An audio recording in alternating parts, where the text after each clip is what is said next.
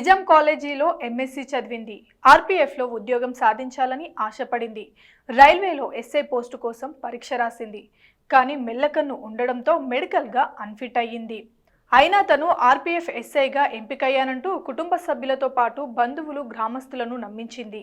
RPS uniform కుట్టించుకొని నకిలీ SI అవతారమెత్తింది. చివరికి Nalgonda railway పోలీసుల చేతికి చిక్కింది. యాదాద్రి భువనగిరి జిల్లా రామన్నపేట మండలం దుబ్బాకకు చెందిన జడల యాదయ్య, భాగ్యమ్మ దంపతులు దివ్యాంగులు.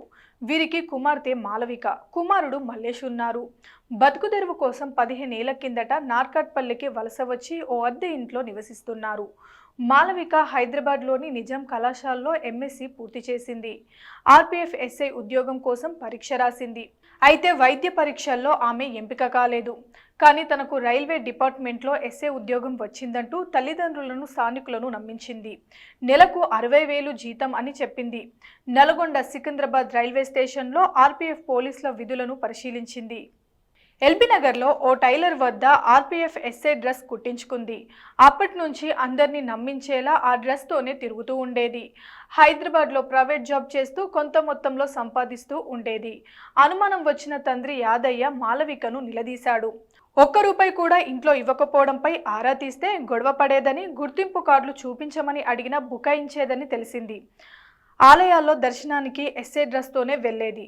కొత్త సెక్రటరియట్కు తన తల్లితో కలిసి కూడా డ్రెస్తోనే వెళ్ళింది. ఒకసారి నల్గొండ రైల్వే ఆఫీస్లోకి నేరుగా వెళ్లి ఫైల్స్ తనిఖీ చేసింది. మహిళా దినోత్సవం సందర్భంగా నార్కెట్పల్లి గ్రామస్తులు మాలవికను సన్మానించడం గమనార్హం. పెళ్లి చూపులకు వెళ్లడంతో మాలవిక దొరికిపోయింది.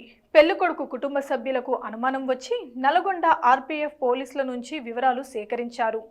ఇక్కడ అలాంటి వారు ఎవరూ లేరని తెలుసుకొని పెళ్లి వాయిదా వేసుకున్నారు. నల్గొండ స్టేషన్లో అనుమానాస్పద స్థితిలో తిరుగుతుండగా ఆమెను ఆర్పీఎఫ్ సిబ్బంది అదుపులోకి తీసుకొని విచారించారు. ఆమెను కోర్టులో హాజరుపరిచి రిమాండ్కు పంపినట్లు ఎస్పీ తెలిపారు.